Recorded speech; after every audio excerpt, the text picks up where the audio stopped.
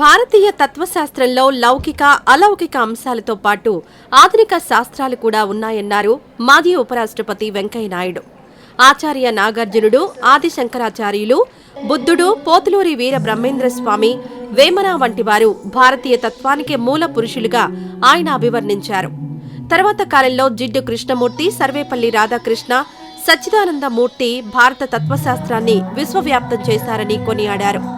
గుంటూరు జిల్లా నాగార్జున యూనివర్సిటీలో కొత్త సచ్చిదానందమూర్తి శత జయంతి వేడుకలను ప్రారంభించారు వెంకయ్యనాయుడు. అనంతరం పోస్టల్ శాఖ రిలీజ్ చేసిన పోస్టల్ కవర్ ఆవిష్కరించారు. చైతన్యం, జ్ఞాన సముపార్జన వంటి అంశాల్లో భారత్ ముందంజలో ఉందన్నారు. ఈ వరవడిని నేటి తరం కొనసాగించాలని ఆకాంక్షించారు.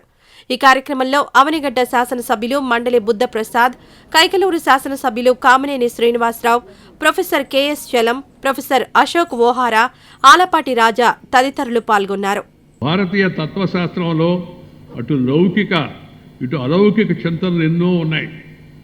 వేదాంత, బౌద్ధ, జైన, యోగా వంటి ఆధ్యాత్మిక చింతనలు, న్యాయ, వైశేషిక, సాంఖ్య, పూర్వ మీమాంస తదితర హేతుబద్ధమైన చింతనలు, కాస్మాలజీ, మెటాఫిజిక్స్ వంటి శాస్త్ర విజ్ఞాన చింతనలు ఇమిడి ఉన్నాయి. వాటిలో ఇంతటి బహుళ తాత్విక చింతనలు ప్రపంచంలో మరే దేశంలోనూ ఆవిర్భవించలేదు. తత్వపు వెలుగులను ప్రసరింపచేయడానికి ఈ పుణ్యభూమిలో ఎందరో మహనీయులు తమ జీవితాలను దారబోశారు. వేదవ్యాసుడు, గౌతమ బుద్ధుడు, నాగార్జునుడు,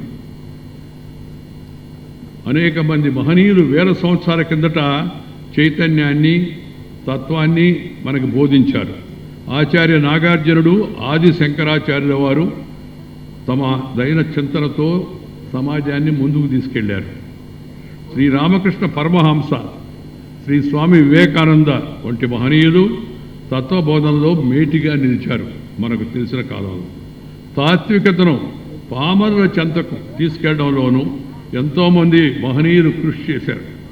శ్రీ పోతులూరి వీరబ్రహ్మేంద్ర స్వామి, వేమన, సంత్ కబీర్ దాస్ వంటి మహానుభావులు ఈ కోరనే వారే. వేమన శతకం చదవండి.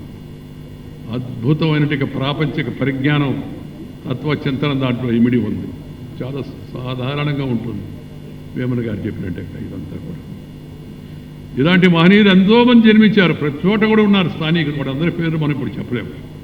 20వ శతాబ్దంలో అంటే మధ్యకాలంలో జిడ్డు కృష్ణమూర్తి గారు,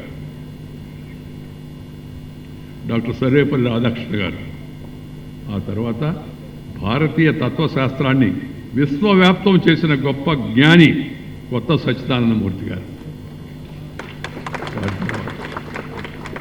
జ్ఞాన సముపార్జనలో దానిని 10 మందితో పంచుకోవడంలో వారు చూపిన తపన నేటి తరానికి స్ఫూర్తిదాయకం. కేవలం పెంచుకోవడమే కాదు, దాన్ని పంచుకోవాలి. దేన్నైనా సరే పెంచుకో, తర్వాత పంచుకో.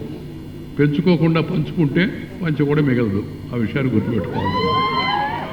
ఈ వీడియో నచ్చితే లైక్ చేయండి. అలాగే మా ఛానల్ ని ఫస్ట్ టైం కనుక చూస్తున్నట్టయితే ఇప్పుడే సబ్స్క్రైబ్ చేసుకుని పక్కనే ఉన్న గంట సింబల్ ని యాక్టివేట్ చేసుకోండి. అప్పుడే మేము పెట్టే ప్రతి వీడియో మీకు నోటిఫికేషన్ గా వస్తుంది. అలాగే ఈ వీడియో పూర్తిగా చూసినందుకు ధన్యవాదాలు.